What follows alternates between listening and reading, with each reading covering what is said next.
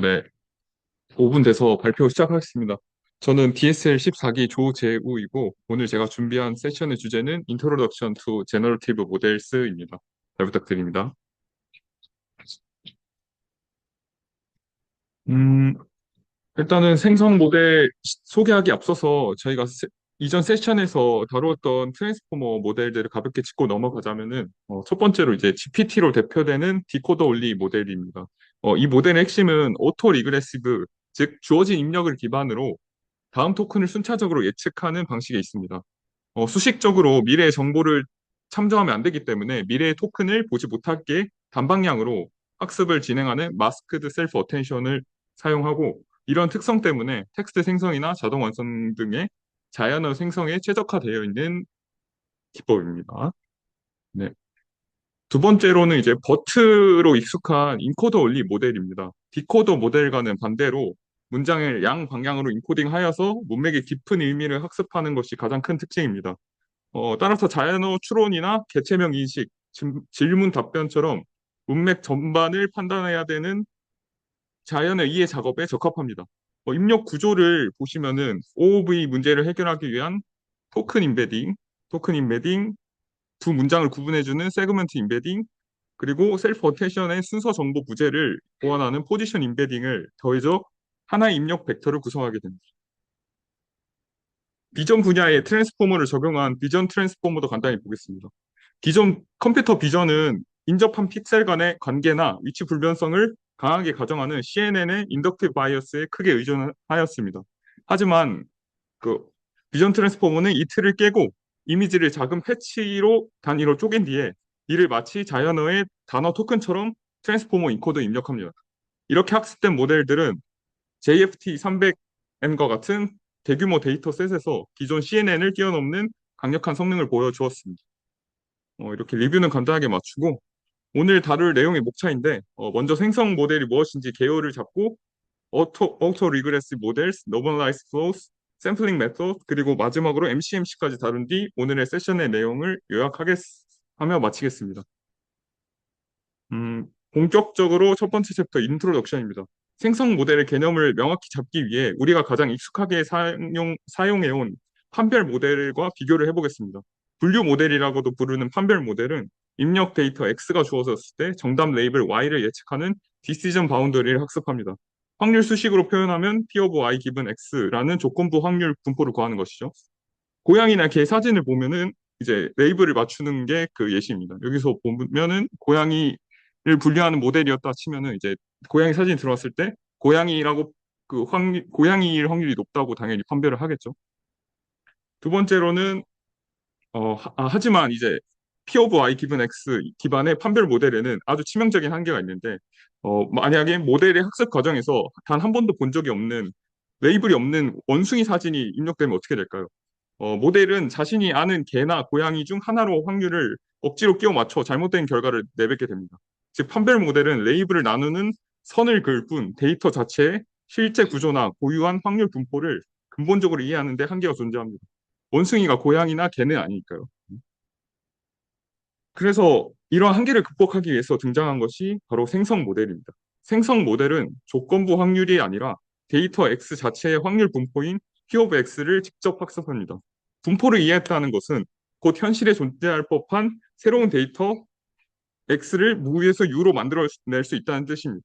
따라서 생성 모델의 궁극적인 목표는 수식으로 볼 수 있듯이 모델이 추정한 분포 P 모델 X와 실제 데이터의 분포 P 데이터 X와 P 데이터 X가 거의 근사하게 일치하도록 만드는 것입니다.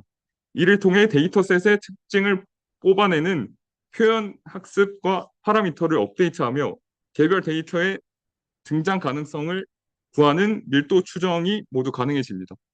음, 보시면은 그 판별 모델에서는 고양이 아니면 개 이렇게 출력을 해야 돼서 원숭이를 판별하는데 좀 무리가 있었다면은 이 생성 모델에서는 이렇게 가능도 확률적으로 이 각 레이블에 대한 확률을 배정을 해서 이 뭐지 기준점을 트레시홀드를 넘지 못하는 그런 말도 안 되는 샘플들은 이렇게 제거를 하고 분류를 할 수 있다는 것에 장점이 있다고 볼 수 있습니다.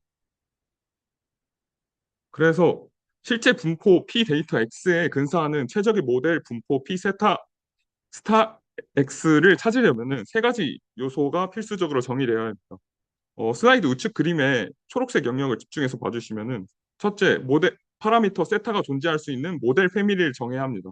둘째로 파란 점의 실제 분포 P 데이터와 초록색 영역 내 분포 P 세타 사이의 거리를 정의하고 미니마이즈 세타 in and d of P 데이터 콤마 P 세타 즉 학습 목표를 세웁니다. 셋째, 정의된 범위를 좁혀가기 위해서는 파라미터 세타 제로에서 최적의 세타 스타로 업데이트하는 최적화 과정이 필요합니다. 이 세 가지 과정을 모두 거쳐서 생성 모델이 학습을 진행을 하고요. 이렇게 생성 모델들의 계보를 한눈에 볼 수 있는 텍서노미입니다. 생성 모델은 크게 확률密도를 명시적으로 정의하는 explicit density와 그렇지 않은 implicit density로 나뉩니다. 명시적 밀도 모델은 슬라이드 차트 하단처럼 확률 분포 p 세타 x를 직접 정의하고 계산할 수 있는 tractable density와 구조가 너무 복잡해서 근사적으로 계산하는 approximate density로 세분화됩니다. 유명한 겐의 경우는 우측의 implicit 모델에 속해 있습니다. 그렇다면 모델을 어떻게 학습시켜야지 최적의 세타 스타를 찾을 수 있을까요? 핵심은 MLE, 최대 우도 추정입니다. 화면 하단의 수식 전개를 봐주시면은 최적의 파라미터 세타 스타는 실제 분포와 모델 분포 사이의 KL 다이버전스를 최소화하는 것입니다. 식을 전개해 보면은 실제 데이터의 엔트로피 부분과 러그 라이크후드 부분으로 나뉩니다. 실제 데이터 분포는 저희가 바꿀 수 없는 상수이니까 결국 KL 다이버전스를 최소화하는 문제로 전환이 되고 이 말은 즉 아그맥 세타 익스펙테이션 X가 P 데이터에서 샘플링 될 때 로그 P 세타 X 즉 기대 로그 우도를 최대화하는 문제와 동일해집니다.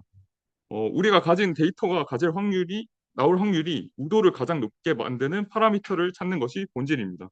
쉽게 말하면은 데이터셋의 그 로그 라이크후드를 최대화하는 문제와 KL 다이버전스를 최소화하는 문제는 동일하다는 식을 전개를 한 거고요. 이게 증명 과정이고 제가 증명 같은 거는 뭐 오늘은 개념 같은 거를 빠르게 가볍게 설명하기 위해서 좀 생략을 하겠습니다. 왜냐하면 뒤에도 이제 수식들이 많이 나오는데 대충 그냥 이런 식이 있고 이렇게 정의를 된다 정도로만 제가 봐주시면 감사하겠습니다. 이제 두 번째 챕터인 자기 회귀 모델을 살펴보겠습니다. 계층도 상에서 확률을 직접 계산할 수 있는 트랙터블 덴시티 영역에 위치하는데요. 자기회귀 모델이란 확률 분포 P 세타 X를 명시적으로 나타내고 직접 계산할 수 있는 모델입니다. 다이어그램을 보시면은 과거 입력 XT가 모델 블록 A를 거쳐서 HT를 만들고 이 정보가 다음 스텝으로 이어지는 순환 구조를 만듭니다.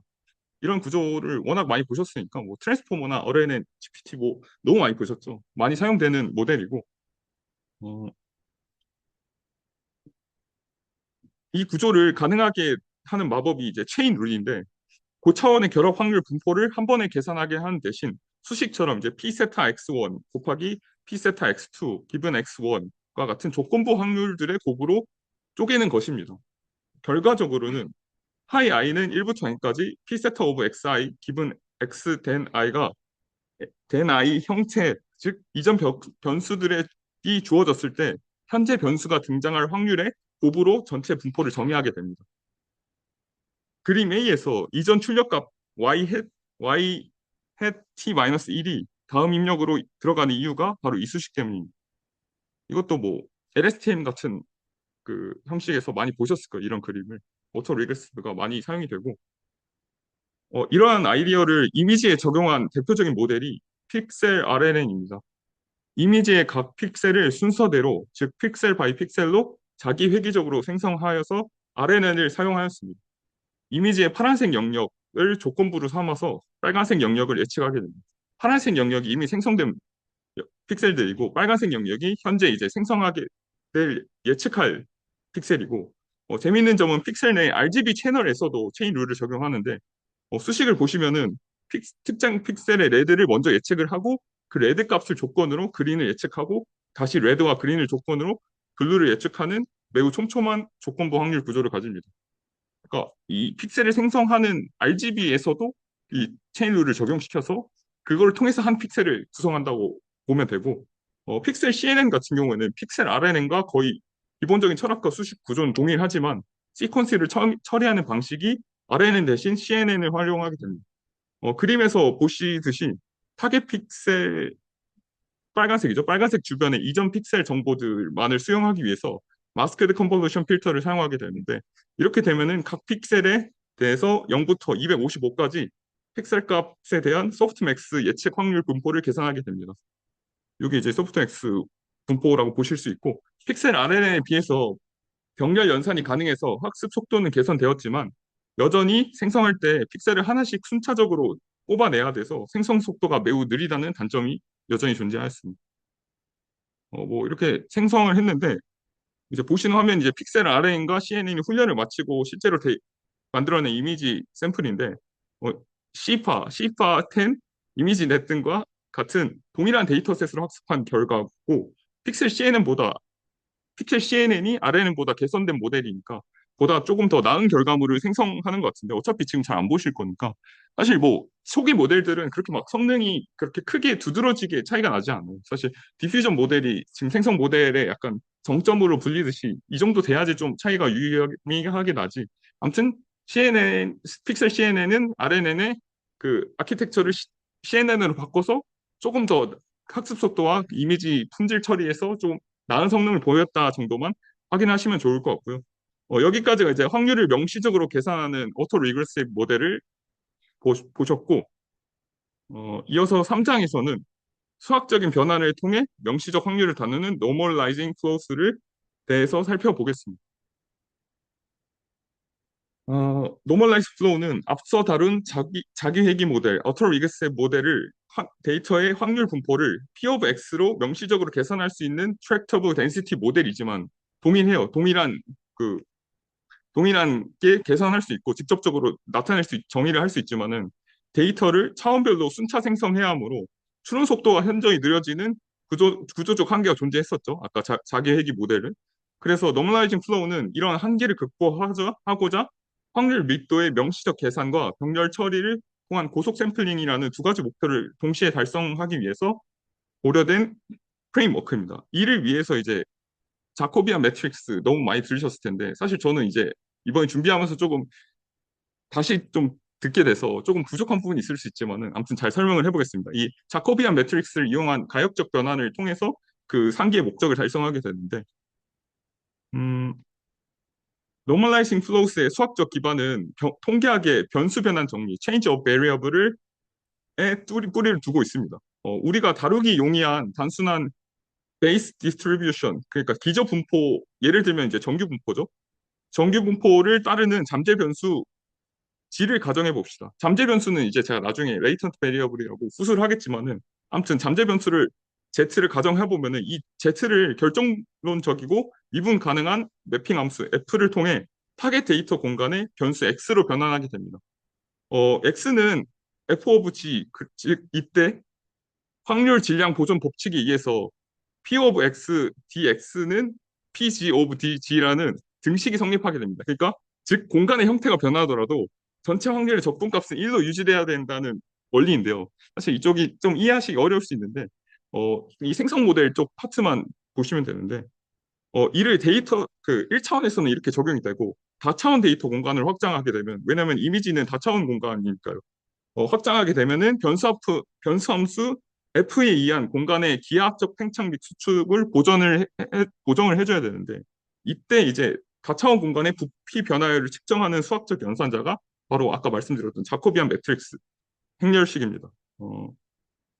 수식을 보면은 타겟 데이터의 X의 확률의 밀도 PX 오브 X는 기저 분포 PG 오브 G의 확률 밀도의 변환 과정에 인버스 자코비안 행렬식의 절대값, 즉 G를 X로 편미분한 행렬식의 절대값을 곱하여 산출이 됩니다. 보시면은 말을 어렵게 했는데 이게 이제 자코비안 행렬식이군요. 이 디터미넌트부터 이 식이 자코비안 행렬식을 곱해준 건데, 이게 이제 부피의 변화율, 그러니까 이 G와 X를 동시에 다뤄야 되니까 이거에 대한 변화율을 2차원이니까 이거에 대한 변화율을 이렇게 자코비안 행렬식으로 정의를 했고 이거를 곱해준 게 지금 이 체인지 오브 베리어블을 이용해서 이런 식이 도출됐다는 정도만 아시면 되고요. 사실 저도 완벽하게 이해를 했다고 말씀드리긴 좀 어려워서 아무튼 그런 식으로 일단은 이런 식으로 식이 체인지 오브 베리어블을 이용해서 변환이 된다. 이 식으로 최종적으로 도출이 된다 정도만 봐주시면 감사하겠습니다. 아무튼 이렇게 되면은 아무리 복잡하게 얽힌 분포라도 그 확률 밀도 값을 수식적으로 명확히 유도할 수 있습니다. 이제 고차원을 넘어가더라도 이런 식으로 정리를 할 수 있다는 게 제 논지였고요. 하지만 단일 비선형 함수 F 하나만으로는 현실의 고차원 데이터 분포를 완벽히 매핑하는 건 불가능해요.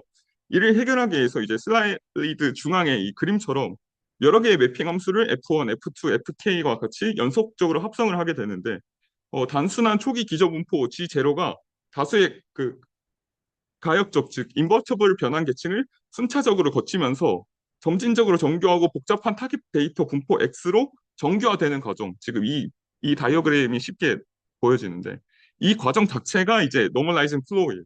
그러니까 이 순차적으로 이 과정을 거친다고 해서 플로우가 있으니까 노멀라이즈 플로우, 정교화를 마지막에 해서 노멀라이징 플로우라고 정리를 하면 될 것 같고 음, 이제 앞선 다이어그램에서 보셨듯이 여러 층 이렇게 순차적으로 통과하게 되는데 이 모델의 과정을 수식으로 풀면은 체인 룰에 의해서 그 각 층의 자코비안 행렬식들이 계속해서 곱해지는 형태가 됩니다. 어, 여기 보시면은 이렇게 그 계속 곱해지죠. 계속 곱해지는데 이거를 이제 간단하게 계산을 할 수 있는 방법이 딱 있죠. 저희가 뭐 미적분위에서도 했고 항상 그 치트키처럼 나오는데 로그를 이제 양변에 취하게 되면은 그 수식에 보이는 것처럼 그 복잡했던 곱셈 연산들이 이제 시가만을 통한 직관적인 뺄셈 연산으로 완벽하게 분리가 되는데 결과적으로 이제 그러면은 모델의 학습 메커니즘이 아주 명확해져요. 이제 역함수를 통해 잠재 변수 G를 유추했고 각 계층을 통과할 때마다 발생하는 부피 변화를 아까 말씀드렸듯이 로그 자코비안이죠. 그를 이제 그저 층별로 차곡차곡 더해주면 되죠. 더하거나 빼주면 그러니까 곱셈이었으면 연산이 훨씬 복잡해졌겠지만 이제 이 자코비안 이 인자를 더해주거나 빼주기만 하면은 이제 모델이 학습할 때 모델을 학습하기 훨씬 쉬워지는 거죠. 그래서 이제 이를 통해서 정확한 로그 라이크후드가 도출이 되는데 이제 모델은 이제 복잡한 근사 과정 없이 이 값 자체를 최대화하는 방식으로 학습을 파라미터를 업데이트하게 돼요. 이 되게 좀 그러니까 진입장벽이 있을 수 있고 한데 핵심은 이제 로그를 이용해서 곱셈을 덧셈으로 바꿔줬고 이 자코비안 매트릭스 인자를 더해주거나 빼줌으로써 파라미터를 최적화한다라고 생각하시면 좋을 것 같습니다. 어, 이러한 이제 변수 전환 정리를 체인지 오브 베리어블을 그 딥뉴럴 심층 신경망 DNN에서 아키텍처를 구현하기 위해서는 학습이 가능하도록 이제 엄격한 수학적 제약이 두 가지가 있는데요. 첫째는 이제 매핑 함수 F는 역함수가 존재하도록 이제 전단사 함수 그러니까 바이 이젝티브하고 인버터블이어야 합니다. 그러니까 역함수가 존재를 해야지 이 가정 자체가 먹히는 거죠. 아까 제가 말했듯이 그 체인지 오브 베리어블 그 논지 자체가 역함수를 가정을 하고 한 거기 때문에 그래서 타겟 데이터 X에서 잠재 변수 G로 돌아가는 역산 인버스 매핑이 경로가 확실히 보장이 되어야지 확률 밀도를 끝까지 추적하여 계산을 할 수 있기 때문이고 두 번째로 이제 자코비안 행렬식의 연산 복잡도가 극히 낮아야 된다는 겁니다. 왜냐면 어쨌든 덧셈 뺄셈이고 로그를 하긴 했는데 이 꽃 자체도 사실 이 연산의 대부분의 복잡도가 이 자코비안 행렬식을 계산하는 데에 존재를 하거든요. 그래서 로그를 취해서 덧셈 뺄셈으로 치환을 해준 것도 있고 아무튼 수백만 차원의 이미지 데이터에 대해서 일반적인 행렬식을 구하는 것은 너무 막대한 연산량을 요구하니까 이를 선형 시간 내에 가볍게 처리할 수 있는 특수한 형태의 네트워크 아키텍처를 설계하는 게 필수예요. 그러니까 결론적으로 말하면 이 자코비안 계산이 쉬워야지 이 노멀라이즈 플로우에 맞는 그 함수를 F를 정의를 해야 된다. 이런 이제 엄격한 제약 조건들이 있었는데 두 가지 조건이 이런 거를 혁신적인 아키텍처로 극복한 첫 번째 주요 아키텍처 나이스 Non-Linear Independent 컴포넌트 이스티메이션인데 나이스는 이제 어디티브 커플링 레이어라는 구조를 제안했어요. 이게 뭐냐면은 입력 데이터 X1과 X2를 분할한 뒤에 X1은 그대로 통과를 시키고 여기 보이시면은 그 Y1이 X1 그대로 통과가 되죠. 통과를 시키고 어 X2에는 X1의 입력으로 하는 신경망 M의 출력을 더해줍니다. 여기 보시면은 신경망 M의 X1의 출력을 더해줬죠. 그 그리고 제가 이 삼각형을 그렸는데 이게 아, lower bound 매트릭스는 제가 정확히 제가 명칭을 lower triangular 매트릭스인데 이게 자코비안 행렬을 구해서 나타내 보면은 편미분 결과가 이게 보신 것처럼 하삼각 행렬 lower triangular 매트릭스 형태가 되는데 이게 왜 그 아름다운 형태냐면 요 대각 원소가 지금 여기 시계도 나왔는데 이 지금 ID 뭐야 이 뭐지 이 대각 원소가 전부 1이 되거든요. 지금 이 식 증명 자체가 다 그런 과정을 나타내주고 있는 건데 그렇게 되면은 대각 원소가 모두 1이 되면은 행렬식 자체가 항상 1이 되니까 편미분하면은 그 말은 즉 부피를 완벽히 보존하면서도 역함수와 행렬식을 연상량을 굉장히 줄인 거죠. 이거를 계산할 필요가 없어지는 거니까. 제가 말을 좀 이상하게 한 것 같은데 여기 잠깐 이렇게 설명이 나와 있는데 정의를 이렇게 한 거예요. 그 X1은 그대로 출력을 하게 한 거고 X2는 이제 Y2 같은 경우는 이제 X1에 M 신경망을 띄우고 그 다음에 더해준 건데 이거를 왜 이렇게 하냐면은 이 자코비안 매트릭스로 표현을 했을 때 이 lower triangular 매트릭스가 형성되게 그 말은 대각 원소의 그 성분이 1이 돼서 계산이 편리해진다. 그래서 이 제코비안 디터미넌트 계산을 할 필요도 없어지게 한 구조가 이제 어디티브 커플링 레이어를 써서 이렇게 가능을 해진 거고 제가 이게 막 수식적으로 증명을 하거나 그러기가 제가 조금 부족함이 있어서 일단은 이런 개념으로 어댑티브 커플링 레이어를 사용을 해서 인버티빌리티 아까 말씀드렸던 어려운 그 조건들 있잖아요. 가역적이고 인버터블이 가능하고 그 자코비안 매트릭스가 계산을 용이하게 만들었다. 왜냐? 어떻게? 그 라우어 트라이앵귤러 매트릭스를 구성을 해서 대각 성분이 1이 되면은 자코비안 디터미넌트를 계산할 필요가 없어지니까. 그런 식으로 일단 받아들여 주시면 감사하겠습니다. 저도 설명이 부족했을 것 같은데 최대한 제가 이해한 바로 설명을 드린 거고 뭐 이거를 통해서 생성한 모델인데 아까도 말했듯이 엠니스트 이것도 많이 사용하는 데이터 셋이거든요. 근데 뭐 사실 그림 봐봤자 뭐 초기 모델들이라서 2014년 논문이라 보시면 얼굴 보면은 막 그렇게 잘 생성된 것 같지는 않은데 아무튼 이때 이만큼 성능을 보였다는 거 자체가 중요한 것 같고 그래서 그 다음에 이제 개선을 또 해서 나온 게 그 마찬가지로 아까 픽셀 RNN 시행처럼 이제 리얼 MVP가 약간 나이스와 그런 관계인데 그 나이스와 구조가 거의 동일해요. 동일한데 이 나이스의 한계를 극복하기 위해서 제안된 모델이거든요. 나이스는 이제 아까 말드렸듯이 행렬식이 항상 1도 고정되어서 부피가 보존된다고 했잖아요. 그럼 이제 모델의 표현력의 한계가 존재하게 되는데 리얼 MVP는 이를 이제 어플라인 커플링 레이어 아까는 어디티브 커플링 레이어였죠. 이거는 아파인 커플링 레이어라고 수식을 보시면 이해가 되는데 어, 보시면은 Y2 이쪽을 보시면 잠시만요. 이쪽이 이거는 쉽게 말하면은 아까는 그 덧셈만 해줬다면은 이번에는 이거 보시면은 이거 뭐라 하지? 스케일 곱셈까지 같이 하는 거거든요. 덧셈을 넘어서 스케일 변화를 허용하게 되는 건데 이 경우에도 여전히 자코비안 행렬은 여기 밑에 그림 보이시다시피 그 삼각 행렬 유지하니까 똑같이 그 행렬식은 대각 원소들이 1이 돼서 매우 간단히 도출이 되고 제가 그 어디티브 커플링 레이어랑 차이점이 이 스케일을 사용을 해서 그 부피 변화가 1로 고정돼 있던 그 한계를 그 벗어나고 더 다양하게 표현을 하되 마찬가지로 역함수 계산과 복잡도 문제 그 노멀라이즈 플로우의 기본적인 전제 조건 두 가지를 해소한 구조라고 보시면 돼요. 그러니까 어, 차이점은 이제 스케일 이 어파인 커플링 레이어에 사용하는 스케일을 사용을 해서 어, 그 표현력을 좀 더 강화를 시켰다라고 보시면 되고 그 나이스와 차이점은 그래서 뭐 생성된 결과물 보면은 사실 뭐 생성이 됐겠죠. 네, 생성이 됐고 지금까지 이제 저희가 데이터 자체의 확률 분포를 밀도 추정을 통해서 수학적으로 학습하는 과정을 살펴보았는데, 어, 그렇다면 이제 이렇게 학습된 복잡한 모델의 확률 분포 PX로부터 실질적으로 어떻게 새로운 데이터를 추출해낼 수 있을지, 4장에서는 이제 생성 모델의 추론의 핵심인 다양한 샘플링 방법론들에 대해서 논의를 할 건데, 근데 생각보다 제가 발표를 빨리 해서 잠깐 쉬었다 가도 되지 않을까 싶은데, 혹시 이거 일시정지로 어떻게 하죠?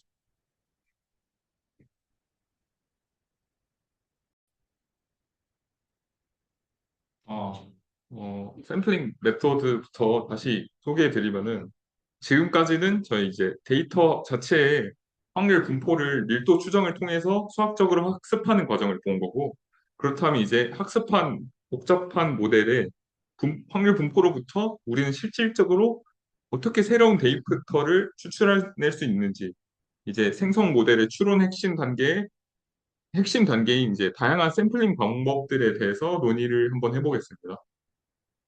어, 이게 원래 그 원이 있어야 되는데, 이쪽 하려고 하는 거군요. 이 approximate density 이쪽을 하려고 하는 거고, 이 원을 그려놨는데 없어졌네요. 아,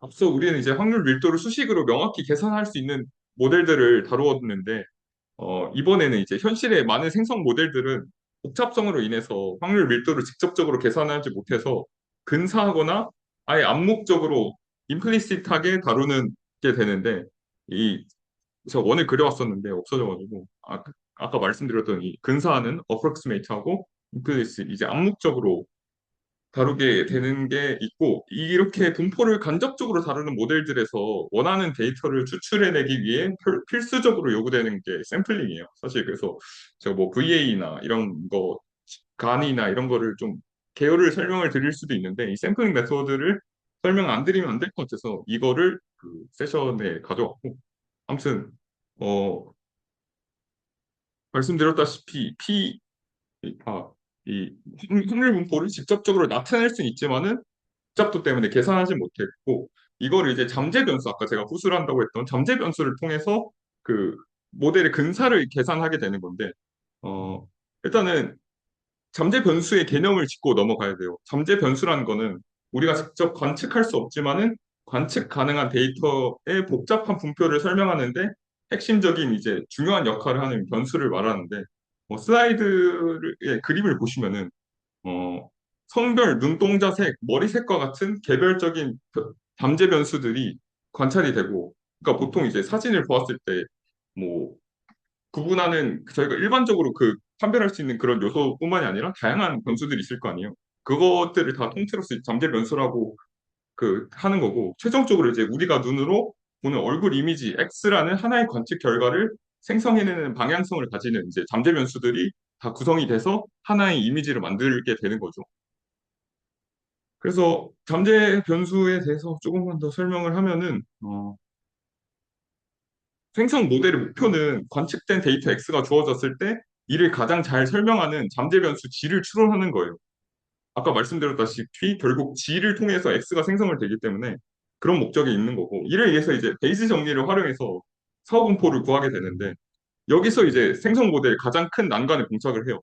보시면은 분모에 있는 이 PX 주변 우도 PX를 구하려면은 가능한 모든 잠재 변수 공간, 아까 제가 말씀드렸다시피 엄청 많을 수 있다 했잖아요. 그 숨겨져 있는 잠재 변수들이 많을 수 있는데, 이 모든 잠재 변수 공간에 대해서 접근을 해야 되는데, 이는 이제 고차원 공간에서 사실상 계산이 불가능한 영역, 인트랙터블한 영역이고, 따라서 분모를 모르면은 그 사후 분포도 정확히 구할 수 없죠. 보면은 이제 PX를 구할 수 없으니까 그 PG 기분 X도 당연히 구할 수 없는 거고, 그러면은 PGX의 근사를 계산하자. 그래서 approximate density인 거예요. 네, 그래서 근사라는 그 방금처럼 이렇게 그 덧셈 적분이 포함된 분포를 풀기 위해서 저희는 근사를 할 수밖에 없었다. 할 수밖에 없어서 이런 접근을 하는 거고, 그래서 어떻게 근사를 하느냐를 두 가지 방법으로 구분을 해봤는데, 첫 번째는 샘플을 무작위로 계속적으로 추출해서 확률적으로 정답에 다가가는 확률적 근사, stochastic approximation이고, 제가 다음 챕터에서 다룰 이제 MCMC가 여기에 속해 있고, 두 번째는 이제 문제를 최적화 문제로 치환하여서 수학적인 하한선, lower bound를 구하는 결정적 근사, deterministic approximation인데, 대표적으로 이제 이제 뒤에 세션, 바로 뒤 세션일 텐데, 승우님께서 설명해 주실 VA 모델이 사용하는 변분 추론, Variational Inference 기법이 있습니다. 이것도 제가 이게 인트로 세션이다 보니까 설명을 해드리려고 했는데 분량상 뒤에 승우님께 맡기기로 하고 어, 이런 아까 또 말씀드렸지만 간 같은 것도 이제 아마 동주님이셨던 것 같은데 그것도 이제 잘 부탁드리겠습니다. 네. 이제 가장 기초적인 샘플링 기법이 인버스 트랜스폼 샘플링, 역변환 샘플링부터 보겠습니다. 원리는 수학적으로 아주 명쾌한데 좌측에 누적 분포함수 CDF 그래프를 보시면은 먼저 다루기 매우 쉬운 0과 1 사이의 균등 분포에서 난수 u를 추출하게 돼요. 추출하고 그리고 이 누적 분포 함수의 역함수를 취해줘요. 역함수가 이제 바로 오른쪽 그건데 즉 우측 그래프처럼 추출한 난수 u를 y축에 대입해서 거꾸로 매핑되는 x값을 찾아야 되는 거죠. 사실 저희 미적분이나 이런 데서 많이 하셨다시피 진짜 그냥 역함수 해서 그 뭐지 정의역을 뽑아내려고 하는 거고 x를 뽑아내려고 하는 거고 이 과정 자체를 그냥 인버스 트랜스폼 샘플링이라 한다. 이렇게 해서 샘플을 하는 거를. 하지만 이 방법이 간단하니까 우리가 목표 분포의 누적 분포 역함수를 수식적으로 완벽히 알고 이 함수 자체를 알고 있어야지 쓸 수 있다는 아주 치명적인 문제점이 있어서 이를 개선하기 위해서 리젝션 샘플링 역함수를 모르는 복잡한 분포에서 샘플링을 수행하기 위해서 고안된 것이 이제 기각 샘플링인데 리젝션 샘플링인데 어, 슬라이드에 있는 예시 그림들을 보면서 설명을 드리면은 우리가 실제로 샘플을 뽑고 싶은 아주 복잡한 물결 모양의 목표 분포를 안쪽 곡선에 P 오브 X라고 해보면은 Z라고 돼 있네. 아무튼 라고 하면은 이제 적절한 상수 K를 곱해서 목표 분포를 완전히 덮어 씌우는 바깥쪽 검은색 곡선을 형성하게 되는데 이 그림 보시면은 이게 이제 K를 곱해서 그한 제한분포고 KQZ가 이제 제한분포 저희가 임의로 만들어낸 저희가 하고 싶은 거는 이 목표 분포인 PZ를 최대한 근사해보자 이거를 통해서 근사를 해보자는 그 생각이고 이 샘플링을 시작하게 되면은 이 KQZ를 기준으로 무작위로 샘플을 뽑고 높이를 결정하게 돼요. 이 K 상수를 통해서 높이가 결정이 되는데 이걸 결정했을 때 그 점이 이제 안쪽 목표 분포인 이제 PZ 아래에 떨어지면은 파란색 점으로 채택하게 되고 두 곡선 사이에 빈 공간에 떨어지면 빨간색 점으로 기각을 하게 되는 거예요. 이게 이제 오른쪽 그림 보시면 더 이해가 잘 될 텐데 당연히 저희가 이제 목표 분포를 근사하려고 하는 거니까 목표 분포 안에 있는 점들은 당연히 채택을 해야 되는 거고 그 밖에 이제 크게 이제 그려져 있는 이 종모양처럼 산처럼 그려져 있는 이 봉우리 하나짜리 분포는 저희가 임의로 설정한 제한 분포니까 이거와 목표 분포 사이에 있는 이 빨간 점들은 기각을 해야겠죠, 당연히. 저희 필요 없는 근사하려고 하는 거였으니까. 아무튼 근데 이 샘플들은 무슨 의미가 있냐? 이 샘플들이 자꾸 늘어나잖아요.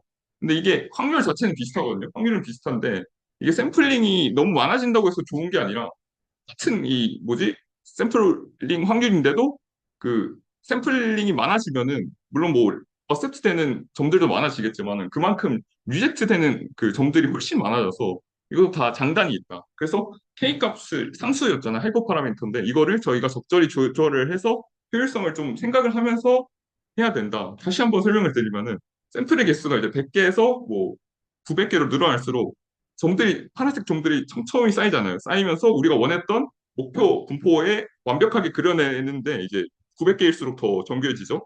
근데 직접 뽑지 않고 이제 이거는 샘플링으로만 목표 분포를 모사한 거잖아요. 근사한 거잖아요.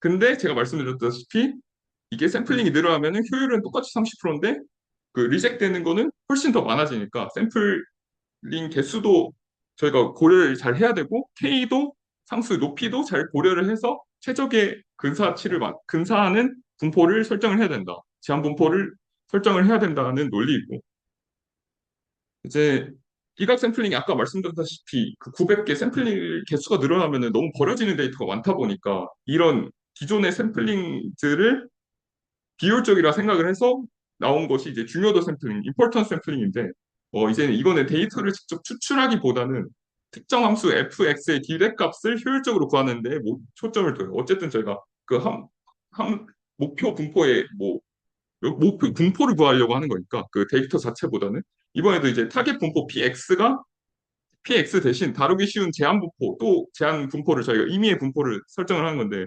qx에서 데이터를 추출을 해요. 샘플을 추출하는데 이 복잡한 이 빨간색 그래프 대신 단순한 이 qx에서 추출을 하는데 그 기각하려서 버리는 방식이었던 리젝션 샘플링의 방식 대신 qx분의 px라는 비율을 계산해서 중요도 가중치를 따로 부여를 하는 거예요. 그래서 이거를 통해서 샘플링을 하게 되는 게 임포턴트 샘플링이고 뽑힌 샘플의 함수값에 이 가중치를 곱해줌으로써 원래 목표 분포에서 뽑았어야 했던 기대값을 수학적으로 완벽하게 보정하는 게 이 방식이라고 생각하시면 돼요.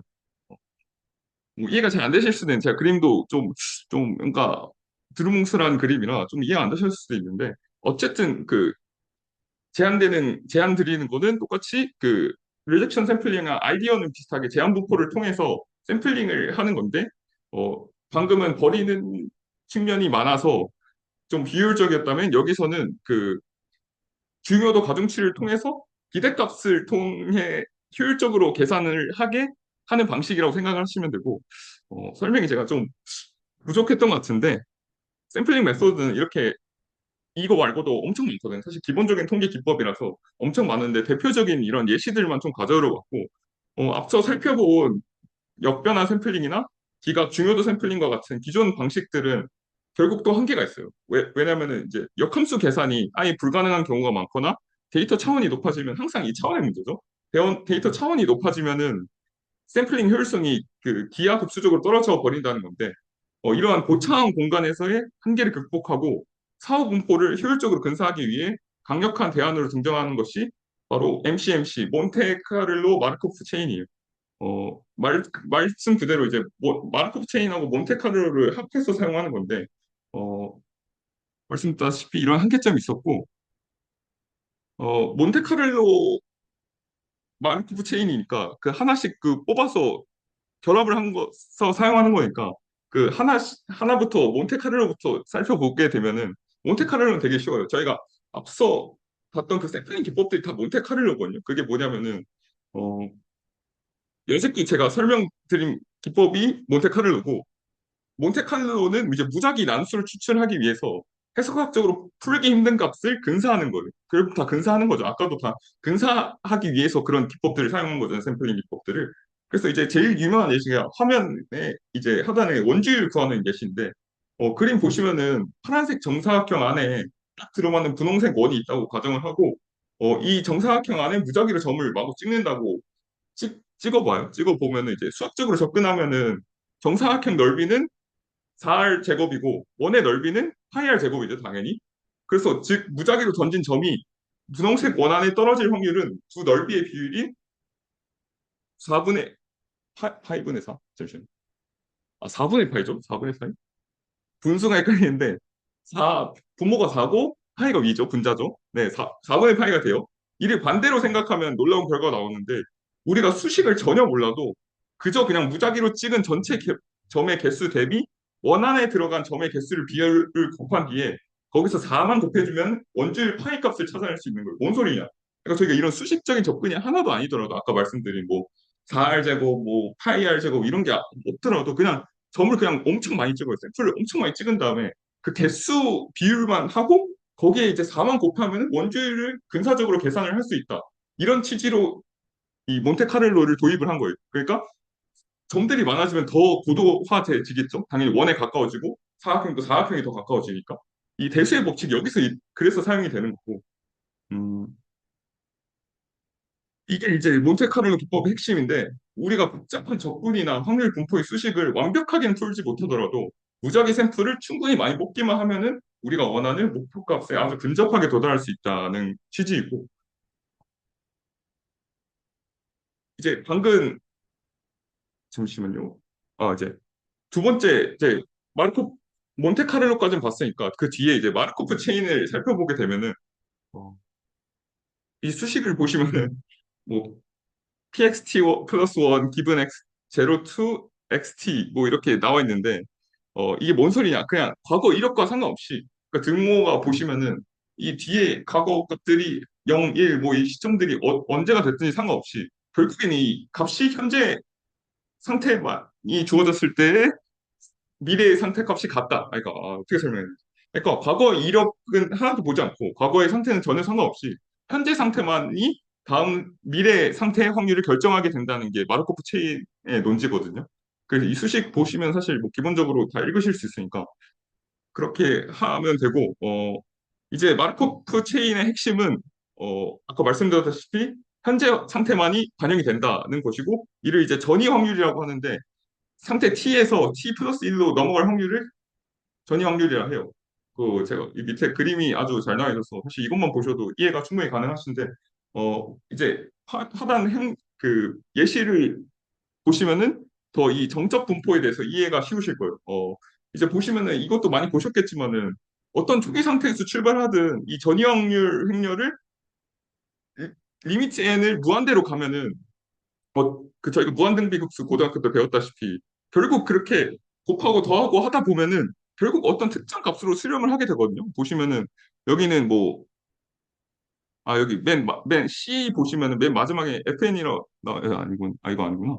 아무튼 여기 무한대 그게 예시가 없네요. 아무튼 저기 50번 반복한 만급 체인을 50번 반복한 그림도 있고 153번 반복한 그림도 있는데 아무튼 이거를 무한대로 반복하다 보면은 이 체인을 무한대로 반복하다 보면은 결국에는 그 특정 값으로 수렴을 하게 되는데 그거를 이제 안정된 최종 상태라고 판단을 해서 그걸 이제 정적 분포라고 부르게 돼요. 그 왜 이거를 계속 설명을 했냐면은 이 마르코프 체인 몬테크릴로 마르코프 체인 MCMC의 최종 전략이 저희가 원하는 목표 분포를 결국 이 일정적으로 안정적으로 수렴한 정적 분포로 가지는 마르코프 체인을 형성하기 위해서 이 전략을 사용하는 거예요. 결국에는 그렇게 하는 거고 그래서 결국에는 우리가 알아내고자 하는 복잡한 목표 분포가 이 마르코프 체인의 정적 분포가 되도록 전이 확률을 설계하는 게 저희가 해야 될 업무인 거고 저희가 근데 설계한 마르코프 체인이 정적 분포로 무사히 수렴하기 위해서는 조건들이 또 있는데요. 세 가지 조건이 있는데 노드 그림과 같이 보게 되면은 첫 번째로는 비환원성이에요. 이 뒤에 보시면은 이게 환원되는 거고 이게 비환화성, irreducible인데 이게 이렇게 보시면 이해가 안 될 수 있는데 제가 간단히 설명을 드리면은 저도 처음에 이해하는 데 오래 걸렸는데 이게 1에서 시작하면은 모든 노드를 다 지나거든요. 저희 한복 그리기처럼 따라가 보면은 이 경로가 있잖아요. 경로가 있으니까 1, 2, 3, 4 다 갈 수 있죠. 다 갈 수 있고 다 갈 수 있는데 잠시만요. 3번은 안 되죠. 3번은 4번밖에 안 되죠. 3번은 3번으로 가거나 4번으로밖에 못 가죠. 일단 모든 노드를 지나칠 수 없고 2번 같은 경우도 2, 3, 4밖에 안 되죠. 아니면 2에서 1로 가거나 모든 노드를 지나는 경로가 없는 노드들이 있어요. 그런 케이스가 있고. 근데 이러면은 이제 MCMC가 될 수 없는 거예요. 될 수 없고 이렇게 어떤 상태에서 시작하더라도 모든 노드에 도달할 수 있게 그러니까 고립된 구역이 없어야지 이 비환원성 조건이 만족이 되고 이게 MCMC의 필수 조건 중에 하나다. 그래서 이 비환원성 예시로 나온 걸 보면은 이 노드는 어디에서 시작하더라도 이제 다 돼요. 왜냐면 이걸 하나를 추가했기 때문에 당연히 이 루프가 형성이 되죠. 1, 2, 3, 4, 4, 3, 1, 뭐 4, 1, 2, 3, 뭐 이렇게 다 형성이 되죠. 모든 노드들이 어디에서 시작하더라도 도달할 수 있으니까 이 조건을 만족을 해야 되고 그 다음이 이제 비주기성인데 이거는 뭐 진동이 되지 않는다, 반복이 되지 않는다. 처음엔 제가 이게 뭔 소린가 했는데 이게 이 three periodic을 보시면은 이게 뭔 소리냐? 세 번 단위로 주기가 반복된다는 거거든요. 보시면은 1에서 시작했다 보면은 1에서 2를 5기까지 어떻게 과정이 진행되냐? 1, 2, 3, 1이죠. 그러니까 1, 2, 3, 1이니까 세 번을 지나야지 세 번의 경로를 지나야지 다시 1로 돌아올 수 있어요. 근데 놀랍게도 모든 노드들이 다 그래요. 5 같은 경우도 당연히 5, 1, 4, 5, 1, 4, 5죠. 네, 세 번 지나야지 반복이 되죠. 이게 모든 노드에서 모든 경로가 이렇게 반복이 돼요. 세 번 주기 단위로. 이런 걸 이제 periodic이라고 하는 거고 저희는 근데 이런 주기성을 가지면 안 되잖아요. 그러니까 진동을 하지 않아야 되니까 특정 값으로 수렴을 해야 되니까 반복이 안 되려면은 뭐 이렇게 추가를 해서 이거는 아마 해보시면은 주기가 형성이 안 돼요. 왜냐면은 뭐 이렇게 자기 회귀적인 것도 있고 해서 이거는 특정 주기가 형성이 되지 않는다. 모든 노드에 대해서 이렇게 비주기성 또한 MCMC의 그 필수 조건 중에 하나이고 마지막은 이제 시간 가역성 타임 리버서블인데 밑에 체인 그림 보시면은 상태와 상태 사이로 오고 가는 확률들이 아주 촘촘하게 균형을 이루고 있는데 즉 마르코프 체인을 정방향으로 이동할 때의 확률적 흐름과 역방향으로 이동을 하더라도 상세 균형을 이루어서 디테일드 밸런스를 이루어서 시간을 거꾸로 돌려도 여전히 마르코프 성질이 유지되어야 된다는 게 타임 리버서블한 조건이고 시간 가역성. 그래서 이 세 가지 조건들을 만족을 해야지 마르코프 체인이 MCMC가 된다라는 거고. 그래서 이 MCMC를 활용한 두 가지 알고리즘을 살펴볼 건데 사실 여기는 수식적으로 좀 내용이 좀 어려운 게 많아서 저도 이렇게 간단한 정의 정도만 가져왔는데 제가 아무래도 통계학과 전공이 아니다 보니까 제가 어설프게 설명드리는 것보다는 정의와 간단하게 어떤 게 작동하는지만 알려드리면 좋을 것 같아서 아무튼 가장 널리 쓰이는 두 알고리즘을 가져왔고 하나 이제 메트로폴리스 헤이스팅스 MH인데 이 방법은 새로운 샘플을 제안한 뒤에 목표 분포의 확률 비율에 따라서 채택하거나 기각하는 메커니즘을 작동해요. 아까 그 리젝션 샘플링에 살짝 비슷한 면이 있는데 실무적으로는 이 채택 확률이 대략적으로 0.2에서 0.5로 유지될 때 공간 탐색의 효율이 가장 최적화된다고 알려져 있고 깁스 샘플러 같은 경우에는 MH 알고리즘과 달리 제한된 샘플들을 기각 없이 모두 채택한다는 엄청난 장점을 가져요. 왜냐하면 기각하는 데 있어서 이미 그런 연산량이 늘어나는 부분이 있어서 그거를 다 업셋한다는 것 자체는 굉장한 그 계산적인 이점을 가지겠죠.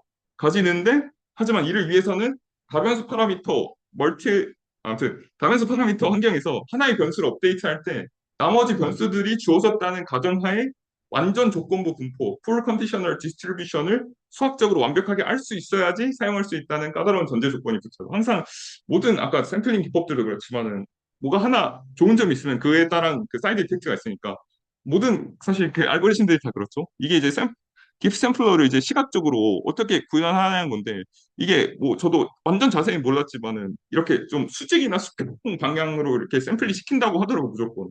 근데 제가 자세한 것까지는 제가 막 깊게 알지 못했는데 그거를 좀 그 좀 가시화해서 보여주는 게 지금 움직이죠? 네, 움직이죠. 네. 이거인 것 같아서 제가 그래서 들고 왔고 생각보다 발표가 빨리 끝난 것 같은데, 마무리를 하면서 한번 요약을 해보겠습니다. 저희가 생성 모델의 정의부터 다시 짚어보면은, 단순히 정답 레이블을 맞추는 판별 모델과 달리, 디스크리미티브 모델과 달리, 생성 모델은, 제너러티브 모델은 데이터 자체의 확률 분포인 P of X를 직접 학습하게 돼요. 분포 자체를. 이제 학습된 분포를 통해서 실제와 유사한 새로운 데이터를 생성하고 데이터의 깊은 특징을 추출하는 표현학습을 수행하는 게 궁극적인 목표이고, 우리는 이 확률 분포를 다루는 두 가지 명시적 모델을 배웠는데 첫째는 그 트랙터블 덴시티에 포함되어 있는 오토 리그레시브 모델, 자기 회귀적 모델이고 이거는 연쇄 법칙을 체인룰을 이용해서 차례대로 토큰을 생성합니다. 이거 아까 말씀드렸다시피 LSTM이나 뭐 너무 많이 쓰이고 있죠. 이거는 수식은 정확하지만 속도가 느리다는 특징이 있었고 이 노멀라이징 플로우는 이제 마찬가지로 트랙터블 덴시티에 포함이 되는데 가역적인 변환 함수와 자코비안 행렬을 활용을 해서 정확한 확률 계산과 동시에 병렬 처리를 통한 빠른 계산 능력이 좀 특징인 모델이었고 마지막으로 이제 제가 말씀드렸다시피 분포가 직접적으로 계산이 어려운 정의는 되는데 계산이 어려운 분포에서 데이터를 뽑아낸 샘플링 기법들을 설명해 드렸는데 이 approximate density나 implicit density죠. 여기서 사용하는 샘플링 기법들을 설명을 해드렸는데 저 차원에서는 그 기각 리젝션 샘플링이나 임포턴스 샘플링을 썼지만 고차원의 데이터에서는 계산이 너무 복잡해지고 이런 한계를 극복하기 위해서 MCMC, 몬테카를로 마르코프 체인이 등장을 했고 현재 상태가 다음을 결정하는 마르코프 체인의 성질을 이용해서 목표 분포가 수렴할 때까지 탐색하는 MH 알고리즘이나 깁스 샘플러를 제가 설명을 드렸고 이외에도 이제 뒤에 이제 세션에서 설명을 해주시겠지만은 오늘 배운 오토그레시브나 플로우 베이스드 외에 다른 생성 모델을 간단히 살펴보면은 VA 저희 후 세션에서 언급될 그리고 겐이고요, 겐. 그리고 이제 생성 모델 꽃이라고 볼 수 있는 디퓨전 모델까지 다양한 형태로 진화를 해왔음을 아실 수 있습니다. 되게 이거 말고도 되게 종류가 많은데 뭐 에너지 베이스드 모델이었나 그런 것도 있었던 것 같더라고요. 저도 조사해 보면서 제가 좀 꼼꼼히 조사하진 못했던 것 같은데 제가 수식적으로도 좀 정의를 그 좀 전개를 해드리고 했으면은 더 의미 있는 세션이었을 것 같은데, 자, 그러지 못했던 거는 제가 좀 죄송하고, 참고 문헌은 다음과 같고, 일단 발표 마치겠습니다. 네. 질문 있으시면 해주시면. 네, 있으면 코드리뷰 하겠습니다. 이거 근데 혹시 녹화 키고 해야 돼요? 아, 녹화 꺼도 되나요? 예, 중지할게요.